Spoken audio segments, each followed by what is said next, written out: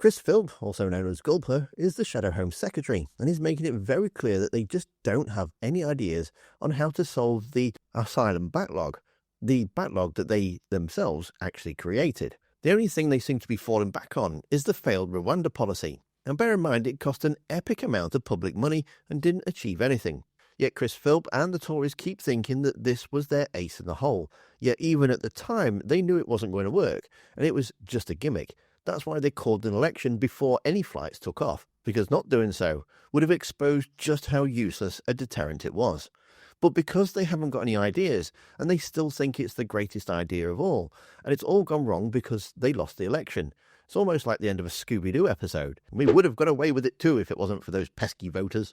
But all it really is doing is just exposing themselves as not having any ideas or no clues of what to do with the mess that they've created. And it's just giving Labour and the government opportunity to completely slate them for it. In the clip I'm about to show you, Yvette Cooper is completely brutal, and yet what she says is spot on.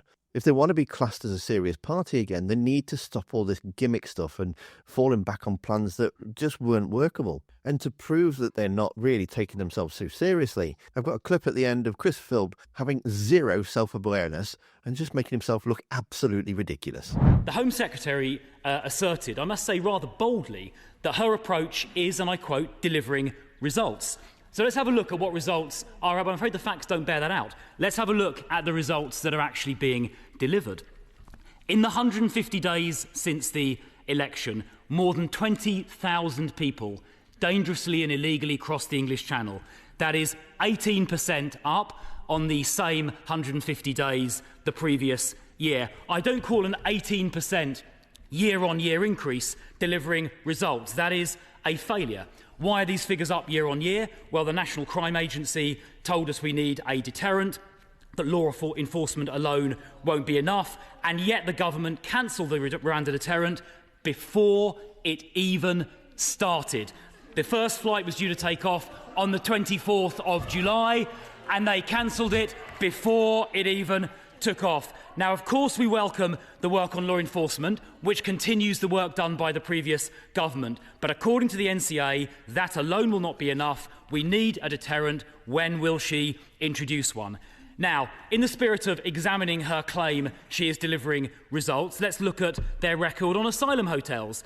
They promised in their manifesto to close down and end the use of asylum hotels. Well, we've recently got some figures which demonstrate in the 3 months following the election, far from reducing asylum hotel use, they increased it by 6,066 people in places like Peterborough and in Altrincham.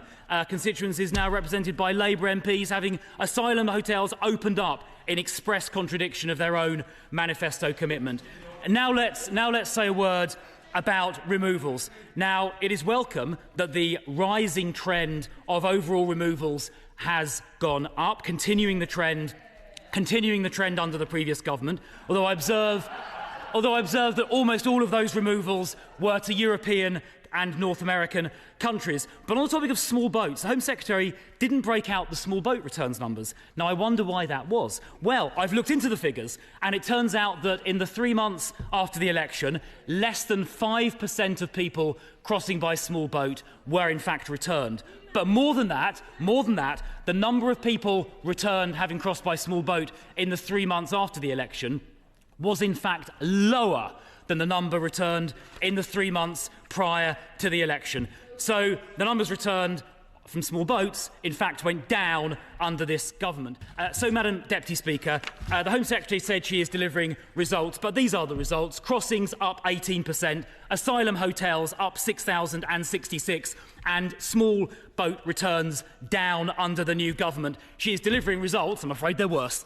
I have to just gently point out to the Shadow Home Secretary that his party left us with the highest level of small boat crossings in the first half of the year on record, the highest level for that season on record. If we had carried on with small boat crossings at the level that they were in the first half of the year when he was in the Home Office, there would have been thousands more arrivals that we would have had to deal with over the last few months. When he was Immigration Minister, of course, point out to him as well that small boat crossings increased around tenfold because he let these criminal gangs take hold along the channel. They built an entire criminal industry on his watch that he did nothing to stop. And that is why we are having to deal with these criminal gangs now. And as for returns, just generally point out to him, by the time they left office, returns were down more than a quarter compared to the last Labour government because of their continued failure on returns to even get the system working. That is why we have put substantial additional resources into returns, into actually making sure that the rules are enforced, which they simply have not been for far too long. And as for the asylum backlog, perhaps he will also take responsibility for the total crashing of the asylum system in the last few months before the general election, when his party and the Home Office that he was a part of ended up cutting asylum decisions in the last few months before the general election by more than 70% compared to the beginning of the year. A shocking dereliction of duty, which meant we have had to then deal with and handle the increased backlog that his party left behind over the summer, getting that back under control. But we will do that in a sensible and serious way, which is about getting the asylum and the immigration systems back in control. In contrast to, frankly, the Shadow Home Secretary and the party opposite, who seem simply to want to go back to the Rwanda scheme, which I point out to them once again cost £700 million for the taxpayer and sent just 4 volunteers to the Kigali, the most shocking waste of public money over 2 years on a failing scheme. All they did was gimmicks instead of ever getting a grip, and all the Shadow Home Secretary wants to do is turn the clock back to failure again.